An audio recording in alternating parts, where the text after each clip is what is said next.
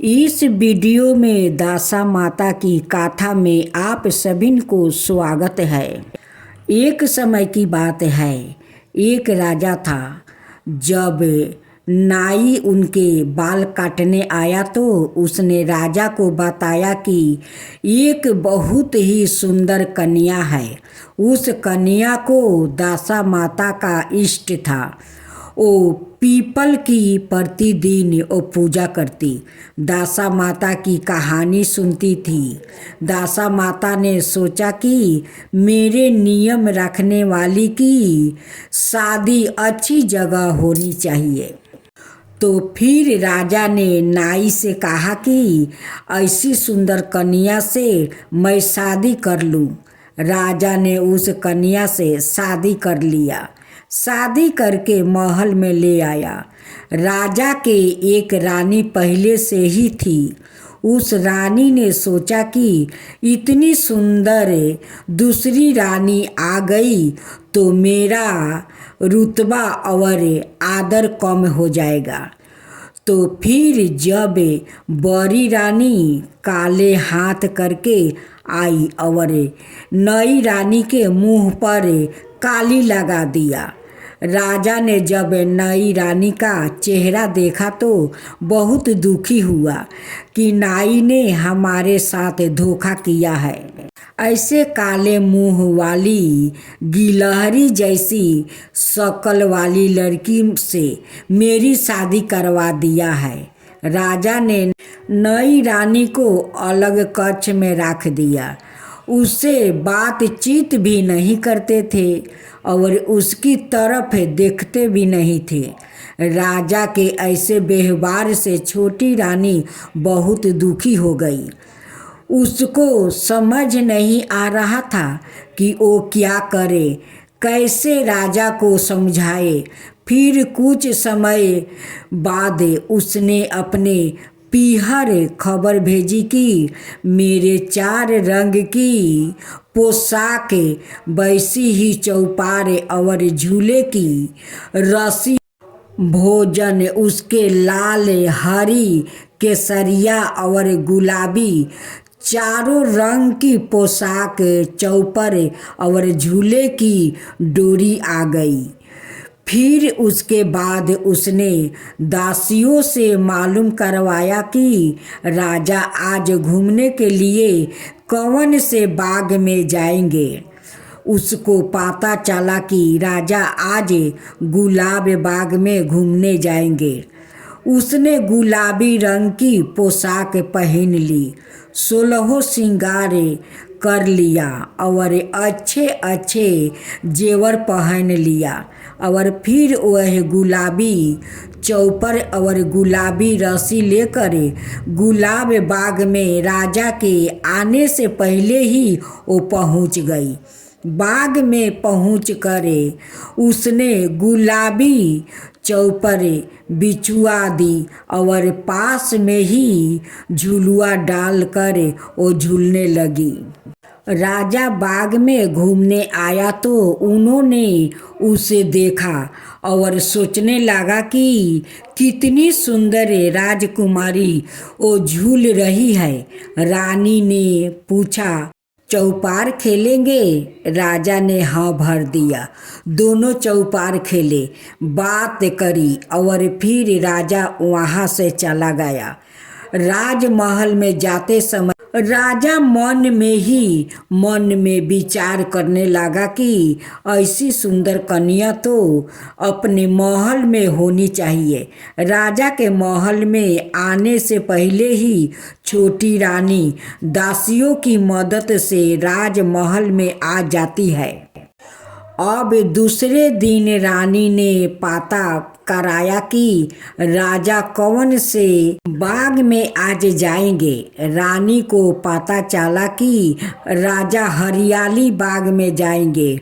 उस दिन रानी हरी पोशाक पहनकर और 16 श्रृंगार करके हरी चौपार, हरी रस्सी लेकर दासियों के साथ लेकर बाग में पहुंच गई। चौपार छिपाए, झुलुआ लगाए और झूलने लगी। राजा के आने पर दूसरे दिन भी वह पूछती है, चौपार खेलेंगे? राजा कहते हैं, हाँ खेलते हैं। तीसरे दिन वहाँ लाल बाग में गई, लाल पोशाक पहनी, लाल चौपार ली और लाल रस्सी लेकर गई और फिर चौथे दिन केसरिया पोशाक पहन कर केसरिया चौपारे और रस्सी लेकर केसरिया बाग में गई। राजा उस पर बहुत ही मोहित हो गया, पर राजकुमारी को तो मालूम था तो वो शर्माती नहीं थी। अगली रात रानी ने चारों पोशाक, रस्सी और चौपार सब रानी के कच्छ के वो बाहर बरामद में रख दिया और अंगुली के चीरा लगा कर हाय हाय करने लगी। राजा को तो पहले से ही नींद नहीं आ रही थी और वह हाय हाय कर रही थी तो उन्होंने तो बहुत ही गुस्सा आ गया और बोले कि आज इस काले मुंह वाली को तलवार से मार डालूं, इसका खीसा ही खत्म कर देता हूँ। गुस्से में भरे हुए ही राजा उसके कच्छ की तरफ गया। उसके कच्छ के बाहर राजा क्या देखते हैं कि चारों रंग की पोशाक, चौपार और रस्सी पड़ी है।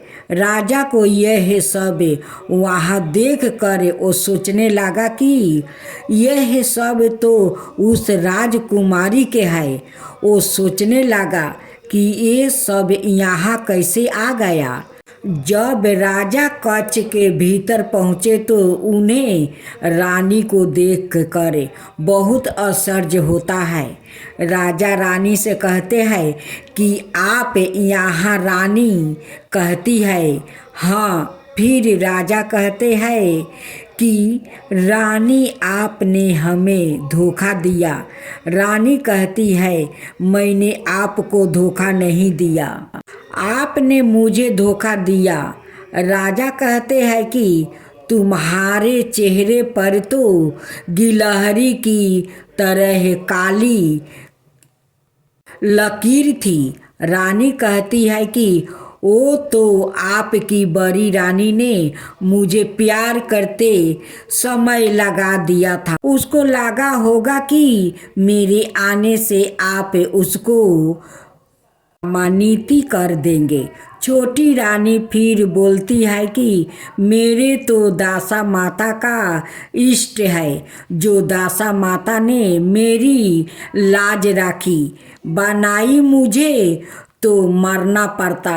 राजा कहते हैं, रानी आप पूरी बात पहले ही बता देते तो आपको और हमको इतना दुख नहीं देखना पड़ता। उसके बाद राजा ने बड़ी रानी को कामानेती कर दिया और छोटी रानी के साथ सुखपूर्वक रहने लगा। अब दूसरा कथा दासा माता की।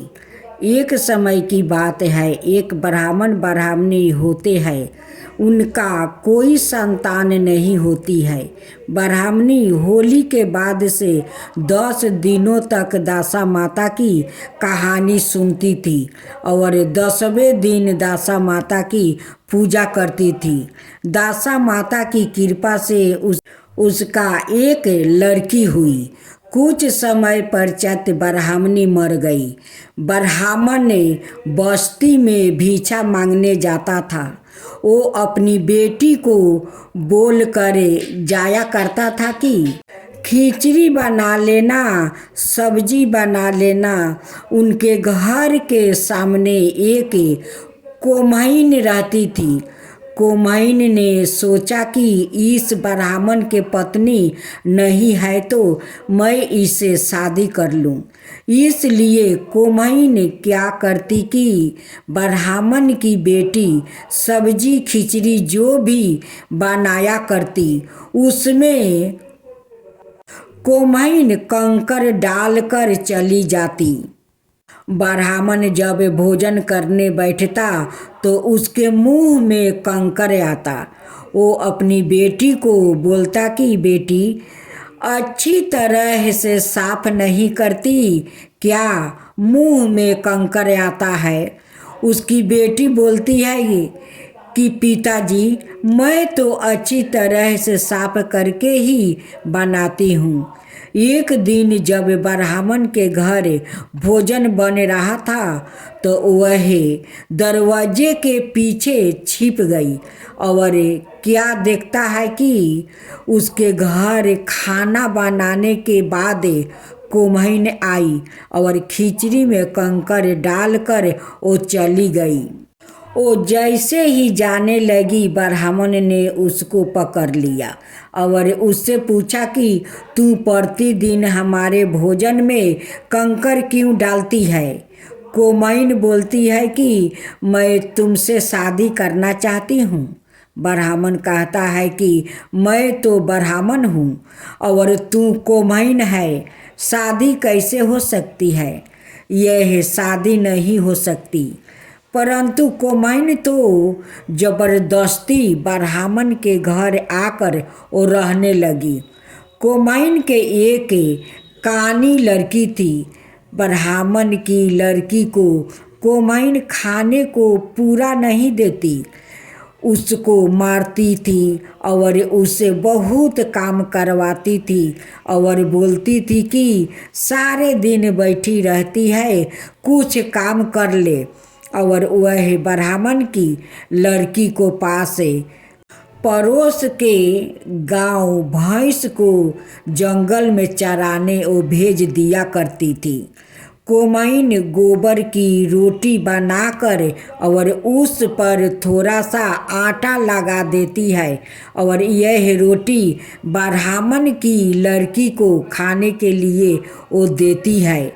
तो फिर वह लड़की भूखे रह जाती है। वह लड़की दासा माता की दी हुई थी।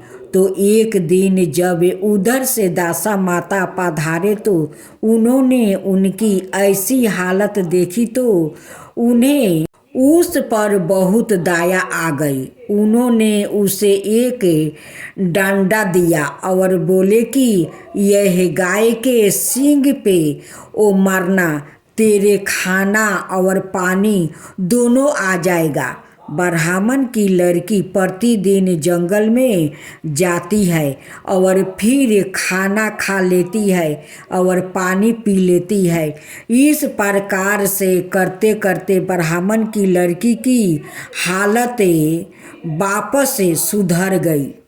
ब्राह्मण की लड़की की सुधरी हुई हालत देखकर कुम्हाइन को बहुत वो मिर्ची लगी। एक दिन सौतेली माँ ने अपनी कानी बेटी को भी उसके साथ जंगल भेजा। सौतेली माँ ने कानी को बोला कि तू देख कर आना कि इसको कौन खाना खिलाता है जो इसकी हालत इतनी अच्छी हो गई है। जंगल में कानी ने सब देख लिया। कानी आकर बताती है, माँ, इसके पास एक डंडा है, उसको गाय के एक सींग पर मारती है तो खाना आ जाता है और दूसरे सींग पर मारती है तो पानी आ जाता है। सौतेली माँ उसे डंडा को वो चूल्हे में जला देती है। अब वापस वो भूखे वो रहने लगती है। एक दिन ब्राह्मण की लड़की जंगल में बैठी हुई थी और एक सांप उसके पास से जा रहा था। सांप उसे बोला कि बेटा, तू डरना मत, मुझे सफेरा पकड़ने आ रहा है। मैं यहाँ कुंडली मारकर बैठ जाता हूँ, तू मेरे ऊपर तेरी साड़ी ढाक देना। सफेरा जब उधर आया तो उसने लड़की से पूछा कि इधर कोई सांप आया क्या। लड़की ने कहा कि इधर तो सांप नहीं आया। सांप लड़की से बहुत खुश हो गया। उसने कहा कि तेरे ऊपर कभी कोई मुसीबत आए तो मुझे याद करना। थोड़ी ही दिनों में वो भूख के मारे बहुत ही कमज़ोर हो गई। दासा माता ने सोचा कि इस बार इसी वस्तु देती हूँ इसको, जो हमेशा इसके पास रहे, नहीं तो यह भूख से वो मर जाएगी। तो इस बार दासा माता ने उसको वरदान दिया कि एक मुट्ठी खोलेगी तो खाना आ जाएगा और दूसरी मुट्ठी खोलेगी तो पानी आ जाएगा। एक दिन वह चैत्र महीने के धूप में गाय चरा रही थी। धूप और थकन के मारे जब उसने खाना खाया तो उसे वही नींद आ गई और वह मुट्ठी बंद करना भूल गई। तो उसके पास खाने का ढेर हो गया और पानी का वो घारा बहने लगा। उसी समय एक राजा वन में शिकार खेलने आया। उन्हें बहुत तेज प्यास लगी थी। वो डंडा पानी राजा के पास से भी वो बह रहा था। राजा ने पानी पीकर अपनी प्यास बुझाई। राजा ने नौकरों को भेजा कि इस उजाड़ वन में कोई कुआं, बावड़ी तो नदी कुछ भी नहीं है, तो ऐसा ठंडा पानी कहाँ से आ रहा है, पता करो। नौकर जब देखने गया तो क्या देखता है कि एक लड़की सो रही है। उसके पास खाने का ढेर पड़ा है और उसके एक हाथ से पानी आ रहा है। घोड़े की पैरों की आवाज़ से वह जाग गई और मुट्ठी बंद कर लिया। उसके मुट्ठी बंद करते ही वो सब खाना पानी गायब हो गया। राजा ने सोचा कि ऐसी लड़की से शादी करनी चाहिए। लड़की से इस बारे में पूछा तो उसने कहा कि मैं नहीं जानती, मेरे पिताजी करेंगे।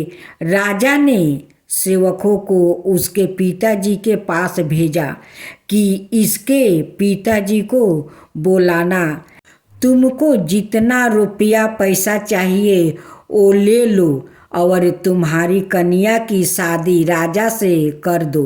ब्राह्मण ने अपनी लड़की की शादी राजा से कर दिया। शादी करके वह राजा के हवेली में गई। जब वह परिंदे जाती तो पानी भर जाता, रसोई में जाती तो तरह तरह का भोजन तैयार हो जाता।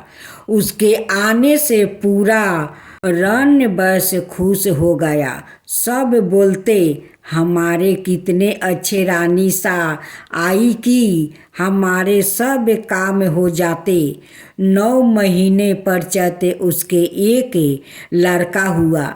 लड़का होने के कुछ दिनों पश्चात उस सौतेली माँ ने ब्राह्मण को उसकी बेटी को घर लाने भेज दिया कि शादी करने के बाद भी वो नहीं लाए। अब तो लड़का हो गया, लोग ताने मारते हैं कि बेटी को पीहर नहीं लाए, सो आप उसे लेकर आओ। तो फिर ब्राह्मण अपनी बेटी को लेने गया। राजा ने अपनी रानी को भेज दिया। उधर सौतेली माँ ने अपनी बेटी को समझा दिया कि वो आए तो उसको बोलना कि जीजी भाई आप थक गए होंगे, चलो अपना कुएं पर नहाने चलते हैं और उसके कपड़े और जेवर खुलवा देना। यह बोलकर कि ये खराब हो जाएगा और बोलना कि पुराने कपड़े पहन कर वो नहा लो, नहा कर फिर से अच्छे कपड़ा पहन लेना। जैसे ही वो कुएं में उतरे तू उसे कुएं में धक्का दे देना, जो वह पानी में डूब कर वो मर जाएगी, और उसके जेवर कपड़े तू पहन लेना। जैसे ही वो कुएं में उतरी, सौतेली बहन ने उसे धक्का दे दिया, जो वह गिर गई। गिरते ही उसने बसक राजा को याद किया है। बसक राजा मेरी रक्षा करना। उसके प्रार्थना करते ही बसक राजा आए और उसे लपेट लिया, डूबने नहीं दिया। उसे नाग के फन पर वो बैठा कर नाग लोग ले गया और कहा कि यहाँ पर सभी तरह के नाग रहते हैं। उन नागों में कई नाग तो 9 फनों वाला है। सो तू जाकर बोलना, दो दो भाई सा नमस्कार, दो दो भाई सा नमस्कार। नागों ने सोचा, चलो अपने भी मृत्यु लोक से एक बहन मिल गई है। यह प्रतिदिन नागों के लिए वो कढ़ाई में ढेर सारा दूध वो गर्म करती है, फिर दूध ठंडा करती है और एक घंटी बजाते ही सभी नाग आकर दूध पी लेते हैं। एक दिन रानी के सिर से घंटी हिल गई। उस समय दूध गर्म था। नाग आए, उन्होंने पिया तो उन्हें सभी की जीभ जल गई। नागों ने सोचा कि आज इसने हमारी जीभ जलाई है, आज शाम हम इसको खा जाएंगे। बैसुकी राजा को पता चला तो उन्होंने रानी से कहा कि बेटा, आज ऐसे बोलना कि आओ मेरे खंडिया बंडिया, वीर वीर पैरो देखनी, बेस कीमती कपड़ा रो चीर चीर फटे, लड़के पीर फरे डर के। नागों ने सोचा, अपनी बहन तो अच्छा आशीर्वाद दे रही है, आज इसको नहीं खाएंगे। उधर राजा अपनी रानी को लेने जब ब्राह्मण के घर गया तो कोमैन ने रानी के कपड़े और जेवर पहन कर ओ कानी को राजा के साथ भेज दिया। अब वह घूंघटा नहीं हटाती, कहीं घूंघटे में कोई उसकी शक्ल देख न ले। दासियों ने उससे कहा, रानी सा पंडरे पधारो। तो उसने कहा, क्या करूं, पानी भरूं। रानी सा रसोई में पधारो। तो उसने कहा, क्या करूं, खाना बनाऊं। सब कहने लगा कि यह तो पहले वाली रानी सा नहीं है। राजा ने कहा कि एक गुंती सिलाकर एक तरफ इस कानी को ओ पहनाना और दूसरी तरफ बड़े बड़े पत्थर भर कर काले बैल के ऊपर राख कर इसको घर पर नीचे इसको डाल कर ऊपर पत्थर डाल देना। सेवकों ने पूछा कि भाला ब्राह्मण का घर कौन सा है। सेवक उसके घर पहुंचकर बोला, यहाँ डालो, यहाँ डालो। कोमैन तो बहुत खुश हो गई कि मेरी बेटी ने जाते ही मेरे लिए खूब माल भेजा है।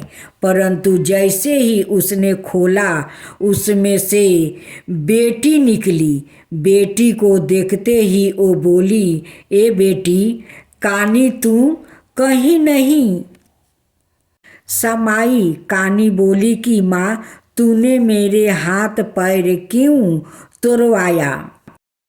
जब दिवाली का त्योहार आया तब वह बहुत उदास बैठी थी। उसको उदास देखकर बैसुकी राजा ने पूछा कि बेटा, क्या बात है, तू उदास क्यों है। वह बोली कि दिवाली का त्योहार आया, कुंवर को कौन तैयार करेगा। बैसुकी राजा ने कहा कि मैं पाइप पर लटक जाऊंगा और तुम कमरे में चली जाना। वह कमरे में गई, कुंवर को दूध पिलाया। बैसुकी राजा ने नए घर और कपड़े दिया, वो कुंवर को पहनाई। उसने काजल लगाई और दूध पिया कर वो आ गई। जब रानी वहाँ गई थी तब राजा को नींद आ गई। राजा ने सुबह देखा कि कुंवर तो खेल रहा है, नए घरे और कपड़े पहने हुए है। राजा यह देखकर बहुत खुश हुआ कि इसका मतलब रानी कहीं ना कहीं जरूर है। होली पर भी कुंवर के घरे कंठी पीले कपड़े सिला कर ले जाने लगे। उधर राजा ने भी सोचा कि होली पर भी रानी जरूर आएगी। राजा अंगुली पर चीरा लगाकर उसमें नमक मिर्ची लगाकर बैठ गया ताकि उन्हें नींद नहीं आए। रानी आई। राजा बोले कि रानी, आपने मेरे साथ धोखा कर रही है। रानी बोली कि आपने धोखा दिया है, मैंने आपको नहीं दिया कि मुझे मत भेजना पीहर, वो मेरी सौतेली माँ है, फिर भी आपने मुझे भेज दिया। राजा बोलता है कि अब यही रुको। रानी कहती मेरे साथ मेरे पिताजी है, वो नाग है, अभी आपको खा जाएंगे। आप बोलना कि ससुर जी सा खामा घंटी। बैसुकी राजा बोले कि जीवो जमाई सा जीवो। बैसुकी राजा को भी अपने साथ नाग लोग ले गए। थोड़े दिन नाग लोग रहने के बाद राजा बैसुकी राजा से कहते हैं कि अब आप रानी को मेरे साथ भेजने की कृपा करें। बैसुकी राजा कहते हैं कि यह तो मेरी बेटी जैसी है, जैसे बेटी की विदाई करते हैं वैसे ही सब ऊंट, हाथी, घोड़े, लाव लश्कर के साथ बैसुकी राजा रानी की विदाई करते हैं। राजा रानी महलों में आ जाते हैं। कोमैन को जब पता चला है कि रानी अभी मरी नहीं है तो वह ब्राह्मण को वापस से उसने लेने के लिए भेजती है। वो ब्राह्मण से कहती है कि बेटी की बहुत याद आ रही है, सो आप उसे लेकर आओ। और वह साथ में जहर के लड्डू बांध लेती है कि लड्डू खाएगी तो मर जाएगी। राजा तो पहले की सब बातें वो भूल जाते हैं और रानी को ब्राह्मण के साथ वापसी भेज देते हैं। दास दासी और नगर वाले सब परेशान हो जाते हैं। इस बार उस सौतेली माँ ने पिंजरा मंगवाई। वह कानी को कहती है कि जब अच्छे गहरे पानी में जाए तब तू रस्सी छोड़ देना ताकि वह बच ना सके। रानी अपने पीहर आ जाती है। कानी बोलती है कि आओ जीजी भाई साहब, चलो अपना नहाने चलते हैं। इस बार आपने नदी पर नहाने जाएंगे ताकि गिरने का डर नहीं रहे। यह पिंजरा भी बनवाया है। जो जेवर और पुराने कपड़े उतार दो और यह पुराने कपड़े पहन लो। जब थोड़ी दूर पिंजरा गया तो कानी ने यह कहकर रस्सी छोड़ दिया कि यहाँ पानी अच्छा गहरा है। रानी के तो दासा माता इष्ट था, जो लकड़ी का पिंजरा था, जो वह सोने का हो गया। अब वो पिंजरा बहते बहते बहुत दूर तक चला गया। एक शहर आया, वहाँ नदी के पास ही राजा का महल था। वह राजा नदी की तरफ ही देख रहा था। उसने कीड़ों को बोला कि वो नदी में कुछ चमकीला वो बह रहा है, उसने निकाल कर लाओ। उसके अंदर जो है वो मेरा है, बाहर वाला तुम्हारा है। वो लेकर आया। उस राजा ने अपनी रानी से कहा कि मेरे बहन लाया है। उसके तो दासा माता का वरदान था। तो उस राजा के वहाँ भी जब वो रसोई में जाती तो खाना बन जाता, और परिंदे जाती तो पानी भर जाता। सब नगरवासी वाले तो बहुत खुश हो गया कि राजा के बहन तो अच्छी आई, कुछ काम नहीं करना पड़ता।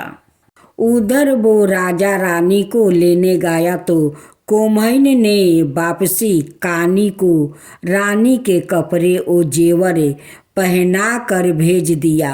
अब वह कानी बोलती नहीं थी। तो राजा ने सोचा कि रानी नाराज हो रही होगी। राजा ने जब उसकी शक्ल देखती तो बोला कि यह तो वही कानी कोमैन है। राजा ने वापस गुमती मंगवा कर भेज दिया और सेवकों को बोला कि इस बार इतने बड़े पत्थर इस पर पटकना कि यह जीवित ना बचे। फिर कानी कोमैन को नीचे डालकर ऊपर बड़े पत्थर डाले। कानी कहती है कि ये माँ, तुझे धन भाता है, पर मेरी क्यों हड्डियाँ तुड़वाती है। कोमैन बोलती है, बेटी कानी तू कहीं नहीं समानी। राजा ने सोचा कि रानी तो अब जीवित नहीं होगी, तो उसने संन्यास ले लिया। राजा अपने शहर से निकल गया। वो अलग अलग जगह जाते, सबके दुख सुख की बात सुनाते और संविधान करते। एक दिन घूमते घूमते राजा उसी शहर में पहुंच गया कि जहां रानी रह रही थी। राजा एक आश्रम में बैठ गया और जो भी दुखी लोग उनके पास आते, उनके दुखों का वो संविधान निकालते। सब लोग कहते कि कितने अच्छे साधु बाबा हमारे शहर में आया है। सब लोग अपना दुख लेकर आश्रम में जाने लगा। इस शहर के राजा के कानों तक भी यह बात पहुंची। राजा भी आश्रम में गया, अपनी बहन को भी जबरदस्ती ले गया। रानी ने माना कर दिया कि मुझे कुछ नहीं बताना। साधु ने पूछा, क्या परेशानी है, बताओ। रानी बोलती है कि मेरी मुसीबत की तो गिनती ही नहीं है, अनगिनत परेशानी झेली है। तब छोटी थी माँ मर गई। सौतेली माँ आई तो मारती पीटती थी, खाने को नहीं देती थी। मेरे पिताजी ने मेरी राजा से शादी कर दिया। रानी पूरी बात बताने लगी। बताते बताते रोने लगी। साधु ने कहा, ओ बस, अब मैं सब समझ गया। वो रानी से कहता है कि आपके कारण ही मैंने सन्यासी लिया है। उसने राजा से कहा कि आपकी बहन को हमारे साथ भेजने की कृपा करे। राजा बोले, ऐसे कैसे भेज दे, तो हमारी प्यारी बहना है, हमारी बहन की विदाई तो हम ठाठ बाट से करेंगे। राजा ठाठ बाट से अपनी बहन की विदाई करते हैं। राजा रानी अपने महल में वो आते हैं और सुख पूर्वक अपना जीवन वो बिताया करते हैं।